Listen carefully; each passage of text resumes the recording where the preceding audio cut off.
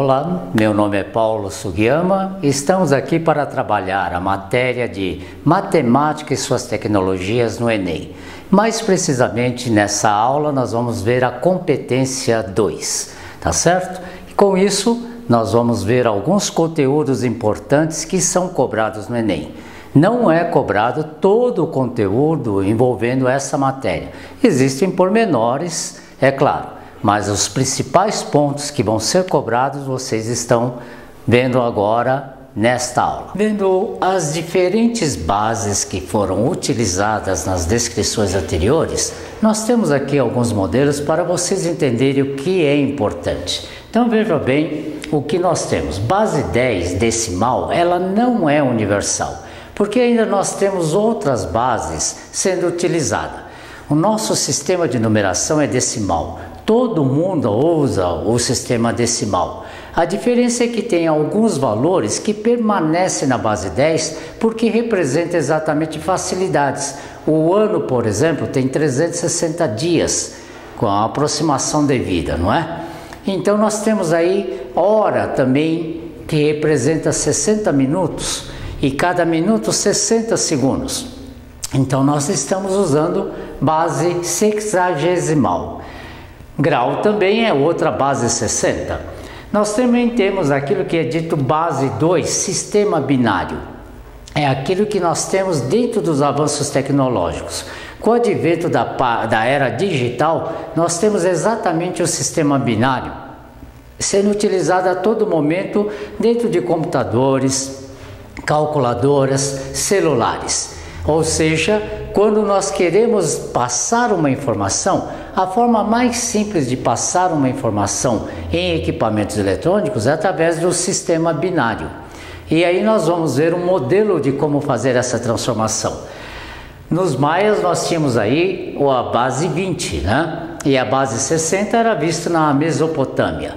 Então, no decorrer da história da matemática, nós temos diversas bases. Agora, a importância da base 2 do sistema binário é que na linguagem de computação é simples colocar aquilo que nós falamos positivo, negativo, ou aberto, fechado, ou sim ou não.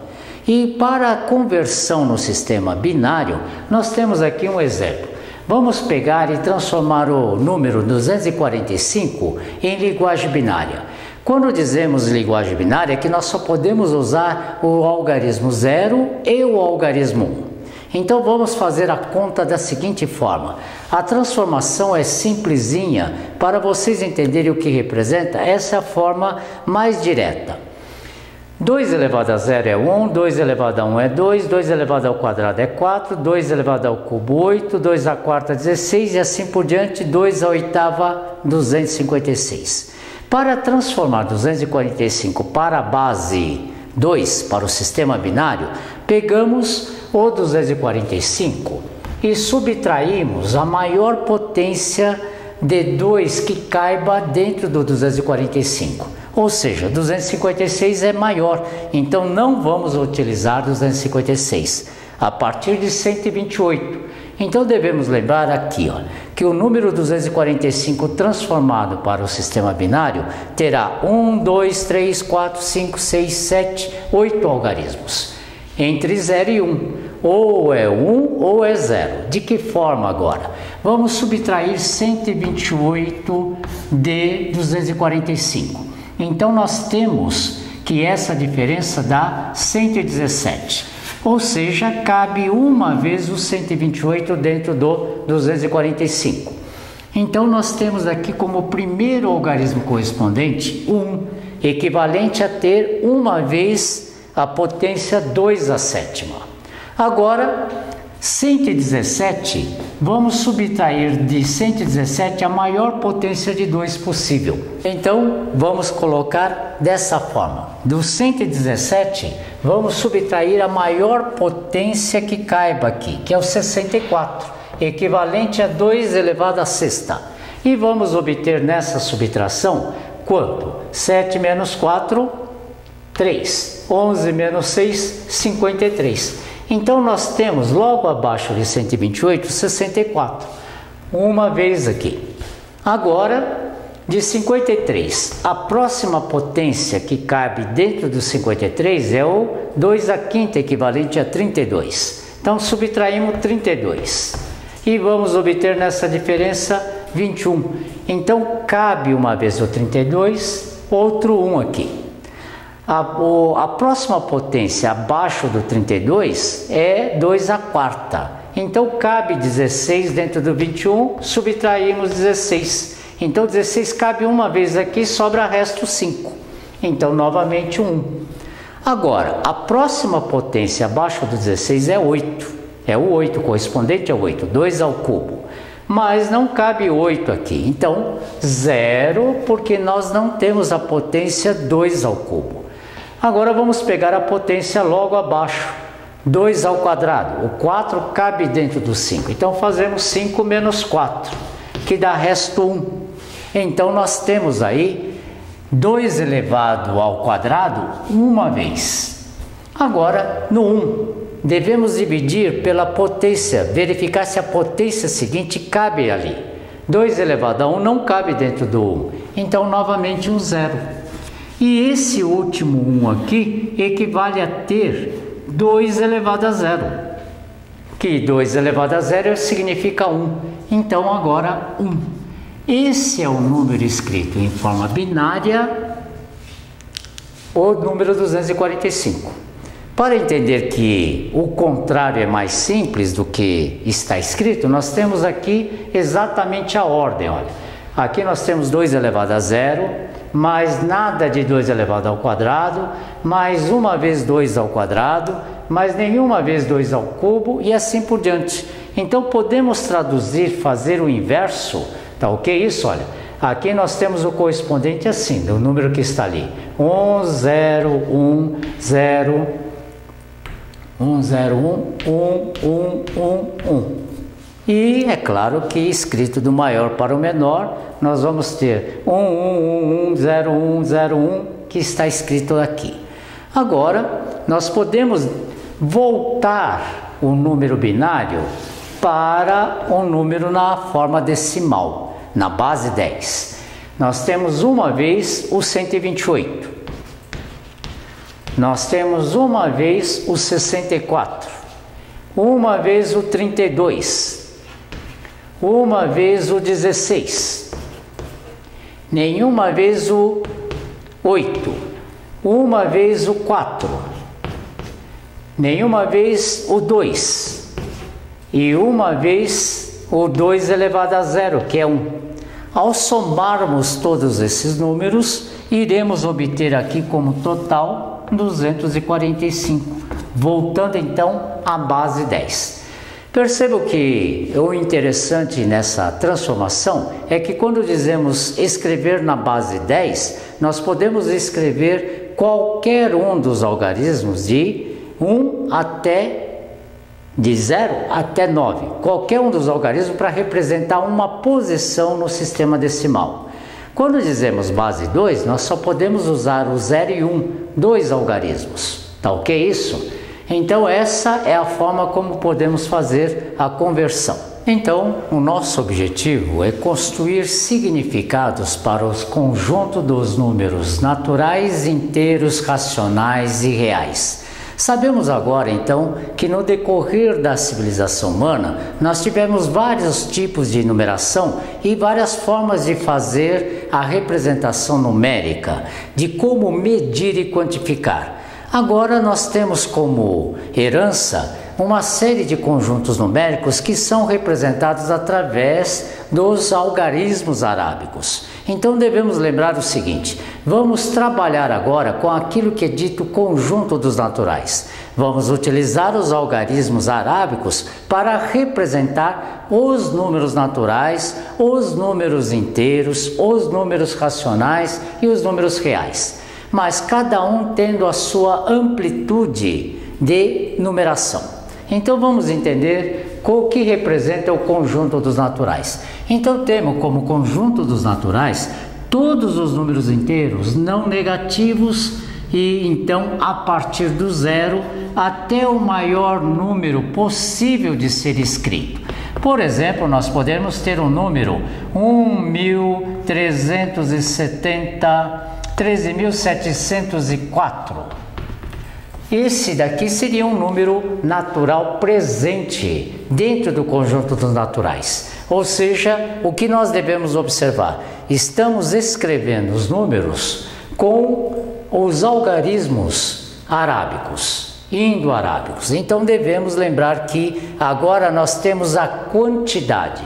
Nós podemos dizer aqui que o número 13.704 representa exatamente essa quantidade. É fácil a interpretação. Agora, o surgimento de outro conjunto dentro da história, agora vamos aproveitar e entender o que representou esse tipo de numeração. Dentro da história, nós vamos encontrar vários tipos de números que não pertencem a determinado conjunto. Essa separação foi para poder trabalhar e saber melhor a concepção dos números, que é construir o significado. Então vejamos bem aqui, ó. Nós podemos, dentro desse conjunto, fazer algumas operações que não importa o tamanho do número. Nós podemos pegar, por exemplo, 8 e somar com 16. Isso nos daria 24. Quando aprendemos esse conjunto, nós lembramos o seguinte: nós temos um nome para a operação e um nome para cada número que aparece aqui. Nós podemos dizer assim: estamos fazendo a operação de soma e nós temos a parcela 8 somado à parcela 16, que dá o total 24. Outra operação seria fazer 17 menos, lemos brincando, né? Menos o quê? Vamos colocar aqui 10. Na verdade, lemos essa operação como sendo diferença. A diferença entre o minuendo 17 e o subtraindo 10, deixando como resto 7. Esse daqui é exatamente uma forma de compreender o tipo de grandeza que nós temos em cada representação numérica presente. Então é uma forma abstrata, mas devemos entender que aí nós temos um valor quantificativo para aquele símbolo. Então nós dizemos que aqui nós temos 17 unidades, que subtraindo 10 unidades resulta em um resto 7. Temos também a operação de multiplicação, 8 vezes, lemos vezes, 3, igual a 24. Então nós tínhamos assim, olha, 8 é o multiplicando, 3 é o multiplicador, e o 24, o total ou produto. E nós temos também a divisão. 28 dividido por 7 resultaria num quociente 4 e resto 0. Essas seriam as operações básicas. Nós também teríamos aqui aquilo que dizemos potenciação, que é uma consequência da multiplicação, tá certo? E radiciação. Vemos também que podemos trabalhar com essas operações dentro dos números inteiros. Mas agora vejamos essa conta. Ao tentarmos fazer essa subtração, 8 menos 10, dentro desse conjunto dos naturais, nós não podemos fazer esse tipo de operação. Por quê? Dentro desse conjunto não existiria o resultado que nós sabemos que é menos 2. Mas nós não temos menos 2 aqui. Então nós devemos observar assim: a construção de um conjunto também deriva do conceito daquilo que nós podemos fazer com os elementos do conjunto. E essa operação, onde o minuendo é menor do que o subtraindo, ela não pode ser feita dentro do conjunto dos naturais. Então surge aí uma outra concepção de número, tá certo? Aquilo que dizemos número negativo. Aquilo que dizemos a grosso modo está faltando. Então aqui nós podemos fazer esse tipo de operação. 8 menos 10 iria resultar menos 2. Não vamos esquecer que também podemos fazer todas as outras operações fundamentadas nos princípios de algumas regras. Olha, muitas vezes vocês acabam lembrando que pode fazer a multiplicação 2 vezes menos 3. E o resultado é menos 6. Mas por que o resultado é menos 6? Por causa do significado operacional. Quando dizemos que nós temos 2 vezes o menos 3, isso representa que nós temos o menos 3 somado a menos 3. E isso então é que resulta menos 6. Muitas vezes lembramos dessa operação com aquilo que dizemos regra de sinal, mas devemos lembrar o significado de fazer a multiplicação de 2 números de sinais diferentes. Nós, na verdade, estamos somando 2 números negativos, por isso que o resultado resultaria negativo. Vale também todas as operações que nós estamos efetuando dentro do conjunto dos naturais, porque esse conjunto é mais amplo. Porém, vamos observar que dentro desse conjunto nós não podemos fazer uma divisão dessa forma, porque o resultado não é um número inteiro. Mas nós podemos verificar que essa conta aqui será possível dentro de outro conjunto. Olha, veja bem que essa operação não pode ser feita nesse conjunto, ou seja, não pode haver resultado inteiro nessa conta. Então, nós aprendemos a trabalhar com um novo tipo de número, que são chamados números racionais. Então, aqui nós temos o conjunto dos naturais e esse daqui é o conjunto dos inteiros, tá certo? Que é o que nós precisamos saber a representação e qual é o seu significado. Olha, muitas vezes essa representação daquilo que é negativo é, por exemplo, para dizer assim, em termos de uma referência. Quando dizemos, por exemplo, em termos de temperatura, 20 graus centígrados é uma temperatura adequada, nós estamos a 20 graus centígrados. Agora, nós temos o zero como referência. Quando dizemos menos 2 graus centígrados, não quer dizer que está faltando temperatura. Nós temos uma temperatura em termos de um referencial negativo. Agora, um conceito do número negativo de falta. Quando dizemos o nosso saldo bancário está a menos R$500. Então está faltando R$500, nós não temos valor nenhum. É diferente o conceito, mas vocês devem entender que é em relação a uma referência. Quando dizemos que o nosso saldo é zero, então nós não temos nada e não está faltando nada, tá certo? Em relação ao zero, dizer menos 500, então está faltando 500, está em relação ao zero. Então devemos lembrar que o zero é uma referência para dizer quem é positivo e quem é negativo. Tá ok? Isso é uma ordem dos números inteiros. Agora, essa conta não pode ser efetuada dentro do conjunto dos inteiros. Então temos agora o surgimento de outro tipo de número, aquilo que dizemos fracionário, número racional.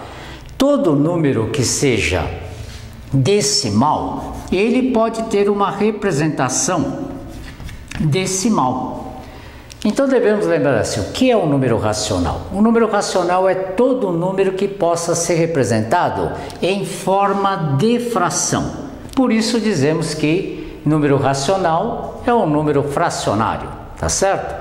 Entre aspas, porque qualquer número inteiro ele não é um número quebrado, ele pode ser representado em forma de fração. Então vejam bem, 0,25 ele pode ser colocado lendo esse número como sendo 25 centésimos, 25 sobre 100. É uma forma de leitura desse tipo de número quebrado. E aí então, simplificando essa fração, vamos obter a fração correspondente 1/4. E como dizemos, todo número inteiro pode ter uma representação em forma de fração. 2 inteiros, 2 sobre 1, 4 sobre 2, que representa o mesmo valor inteiro. Tá ok? Isso é para a compreensão do número. Vejam bem que existe mais informações a respeito, mas é para compreender que tipo de número é o número racional.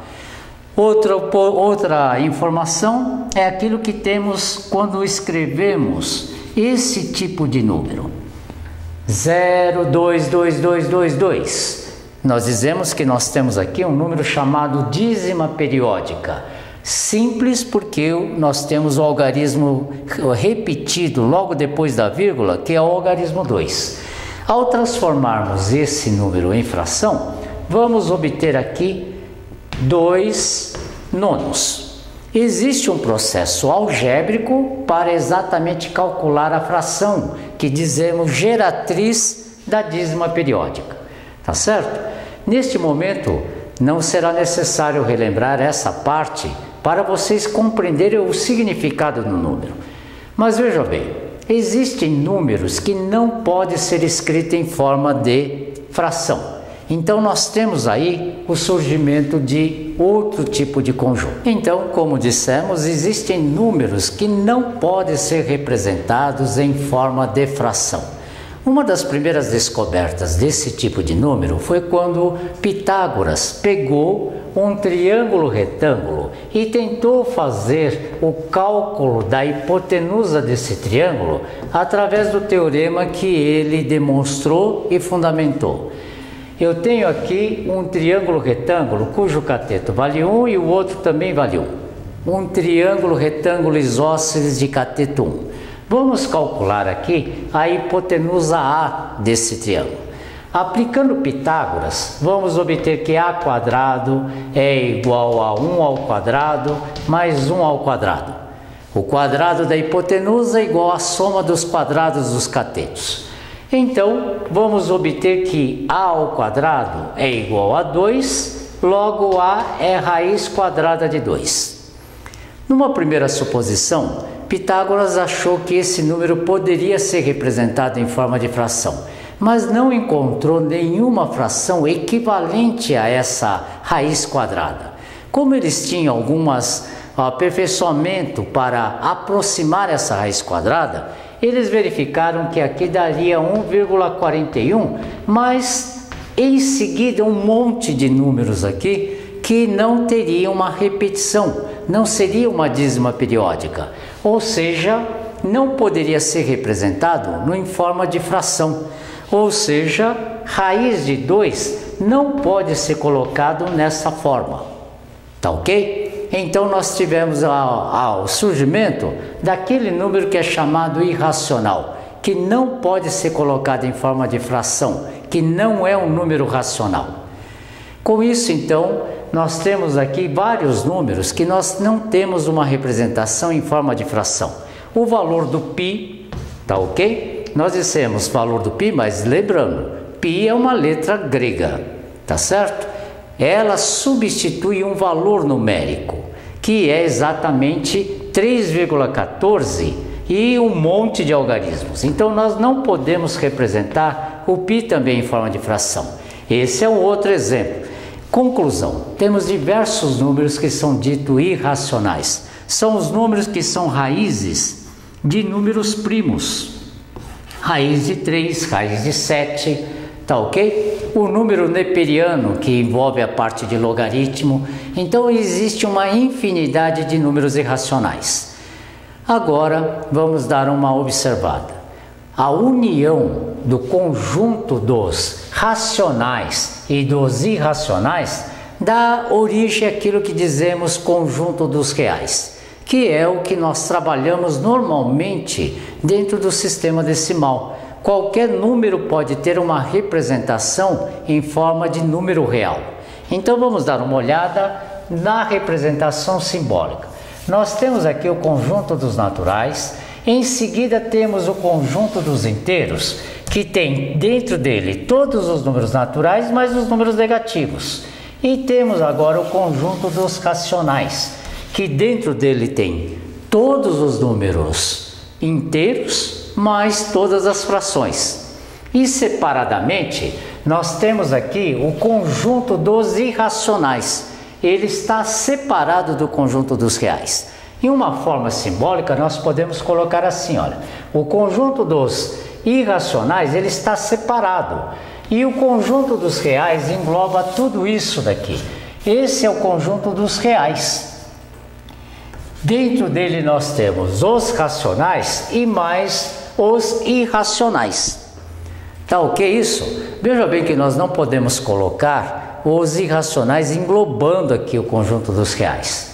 tá certo? O conjunto dos reais tem todos os números irracionais, mas os racionais. Então isso daqui seria uma forma simbólica de representar o que nós temos como números naturais, inteiros, racionais e reais. Agora, para uma representação genérica, nós podemos associar todo número real a um ponto da reta real. Quando dizemos reta real é porque nós vamos representar aí os números reais. De que forma? Vamos colocar aquilo que dizemos a origem, um ponto de referência que será o zero. E como o zero é uma referência em termos de ordenação de número, nós temos à esquerda do zero os números negativos. Cada ponto que eu estou demarcando aqui, através de uma unidade, irá representar um número inteiro negativo. Então, esse ponto representaria menos 1, esse menos 2, menos 3, menos 4 e assim por diante. E como nós temos números inteiros positivos, cada tracinho correspondente à unidade iria representar um número inteiro. 1, 2, 3, 4, 5, 6 e assim por diante. Agora, o que devemos lembrar é que qualquer número racional ou irracional, ele terá uma posição em cima desse eixo. Por exemplo, quando falamos ao π, o π estaria por aqui, logo após o 3. Seria a localização dele. Menos raiz quadrada de 2, então teria a posição à esquerda porque é negativo. Estaria aqui, entre o menos 2 e o menos 1. Tá ok? Essa é uma forma de representar e entender os números reais. E finalmente nós vamos olhar um novo tipo de número que será em seguida. Então vamos ver agora um novo tipo de número que não é real. Para compreender melhor esta colocação, vamos repetir aqui como foi distribuído em termos de conjuntos os números naturais, inteiros, racionais, irracionais e reais. Nós temos aqui o conjunto dos naturais, englobando todos os naturais nós temos o conjunto dos inteiros, envolvendo todos os inteiros nós temos o conjunto dos racionais, mais todas as frações, separadamente o conjunto dos irracionais e a junção, a união dos números racionais e irracionais, nós temos agora os números reais. Agora preste bem atenção. Vamos pegar uma equação do segundo grau, que isso daí também deve ter ocorrido para os matemáticos das civilizações, principalmente aonde apareceu esse tipo de cálculo. Nós temos verificando assim na cronologia que na China e na Índia foram resolvidas diversas equações do segundo grau e principalmente na Arábia e Índia foi dominada as fórmulas que dizemos fórmulas de Bhaskara, tá certo? Para a resolução da equação do segundo grau. E vamos utilizar como exemplo para entender o surgimento desse novo tipo de número. Então veja bem, como exemplo, vamos pegar uma equação do segundo grau, x ao quadrado menos 2x mais 2 igual a zero. Pelas fórmulas de Bhaskara, que me dá o valor da incógnita x em função dos coeficientes, nós podemos escrever o seguinte: delta da equação b ao quadrado menos 4ac. Delta vai ser igual a menos 2 ao quadrado menos 4 vezes 1 vezes 2. Delta da equação igual a 4 menos 8, que resulta então em menos 4. Olha, chegando nesse ponto, nós devemos lembrar que a outra parte da fórmula de Bhaskara é menos o valor de b mais ou menos a raiz quadrada do delta sobre 2a. E verificamos então que teríamos que extrair a raiz quadrada de menos 4. Então vamos dar uma observada. A raiz quadrada de um número qualquer, raiz quadrada de 25, por exemplo, resultaria 5. Por quê? Porque 5 ao quadrado daria 25. Agora preste bem atenção. Se fôssemos extrair a raiz quadrada de menos 4, não teríamos resultado nenhum. Raiz quadrada de menos 4 não dá menos 2 e não dá 2. Por quê? Porque 2 vezes 2 resulta 4. E menos 2 vezes 2 também resulta 4. E não resulta menos 4. Quer dizer que então não existe esse número. Tá certo? Chegava nesse momento, então, vocês normalmente colocariam que não existem raízes reais. Não existe x1 e x2 real. Qual é a informação, então, agregada a essa raiz? Então, devemos lembrar o seguinte: dentro do conjunto dos reais, não existe raiz quadrada de número negativo. Mas se pegarmos algumas raízes para entender o que isso significa e aplicar propriedades de raízes, vamos verificar o seguinte: aplicando propriedade de raiz, podemos escrever 4 vezes menos 1. Aqui podemos escrever 25 vezes menos 1. E novamente, como temos uma multiplicação, separar em duas raízes. Aqui podemos escrever raiz quadrada de 4 vezes raiz de menos 1. Aqui raiz quadrada de 25 vezes raiz de menos 1. Olha que interessante. Então verificamos que esses números que não são reais, que são raízes quadradas de números negativos, não tem como característica aquela raiz quadrada de menos 1 agregada. Então vemos que isso representa uma característica de todo número não real. Então vamos observar que nesse caso aqui, essa raiz quadrada de menos 1 representa que esses resultados não são reais. Os matemáticos então fizeram o seguinte: substituíram essa raiz de menos 1 pela letra I, para significar que não é um número real. Em consequência disso, nós vamos continuar a resolução e vamos obter que raiz quadrada de 2, e no lugar da raiz de menos 1, vamos colocar I. Então aqui ficaria 2i e aqui 5i. Então vamos lembrar, quando nós temos agora essa letra I junto com o número, essa letra I junto com o número vai mostrar que não é um número real, é um novo tipo de número. Então dizemos que aquilo que não é real é imaginário. Nós temos aqui um novo conjunto numérico que se chama conjunto dos imaginários. E a união do conjunto dos reais com o conjunto dos imaginários recebeu o nome de conjunto dos complexos.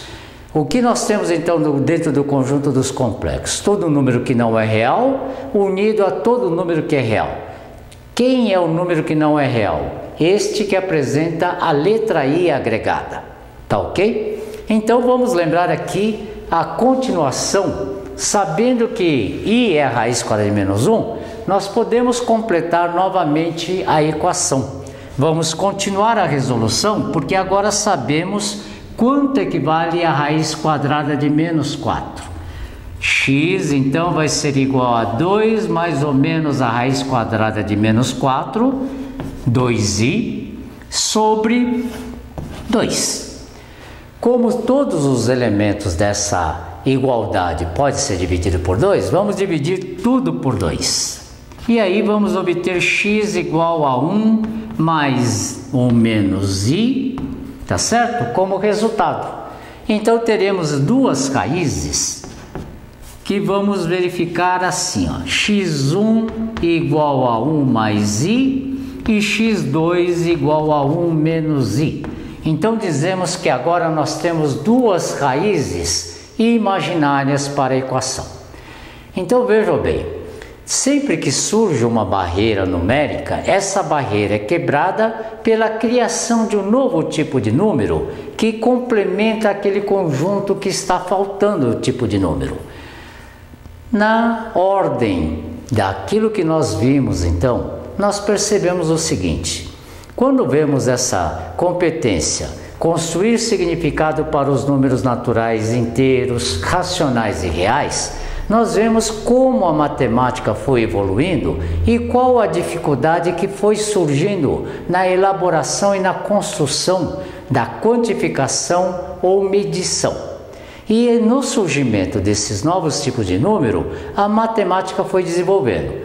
Agora vejamos, no Enem o que é cobrado para vocês? Vocês têm que saber utilizar esses tipos de números e saber as propriedades e características de cada tipo de número de cada conjunto, que são exatamente esses números racionais, inteiros, naturais, reais e complexos.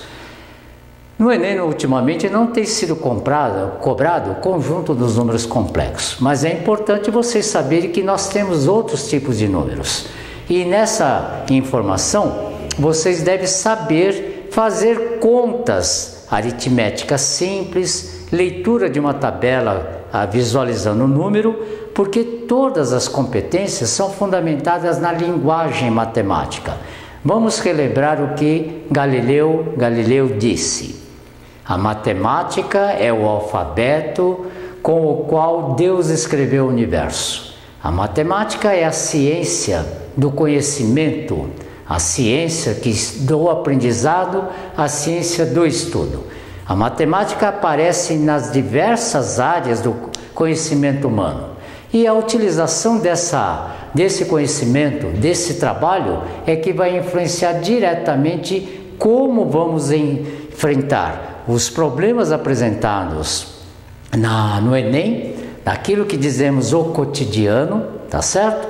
Aqueles problemas que vão envolver situações, problemas, saber utilizar os números. Essa é a base. Agora vamos lembrar que a matemática teve origem em diversos locais do mundo, em diversas civilizações diferentes. E ao mesmo tempo e de forma diferente, mas com o mesmo objetivo: saber medir, saber quantificar, dando origem então a diversas áreas da matemática. No Enem são cobrados vários aspectos. Então nós temos aquilo que é dito estatística e probabilidade, a parte da geometria da vida, a álgebra. Nós temos ainda outras frentes, outras competências dentro da parte de matemática, em que nós temos como fundamento aquilo que dizemos saber trabalhar com número. E quando nós sabemos trabalhar, quantificar e medir, nós devemos lembrar como vamos fazer. Os egípcios tiveram uma série de problemas com alguns números, mas eles, através de raciocínio e cálculo, eles conseguiam trabalhar com frações que ainda não conseguiam compreender. Eles conseguiam fazer divisões com elementos quebrados. Os gregos, à medida que foram descobrindo novos números, como o caso de Pitágoras, que descobriu a raiz quadrada de 2, que é um número que não pode ser representado em forma de fração, verificou então que teria outro tipo de número surgindo. Quando os indianos, os árabes, resolveram a equação do segundo grau, encontraram números que não tinham raízes quadradas, que são números de números negativos, então eles compreenderam que existiria outro tipo de número. À medida que vai havendo empecilho dentro da área de matemática, vai surgindo uma alternativa onde há o pensamento humano e aquilo que nós trabalhamos no cotidiano vai tendo grande influência no desenvolvimento. Encerramos com isso a nossa aula referente à parte de competência 2 de matemática e suas tecnologias do Enem. Qualquer dúvidas ou sugestões, então entre em contato conosco através do link que estará disponível. Muito obrigado.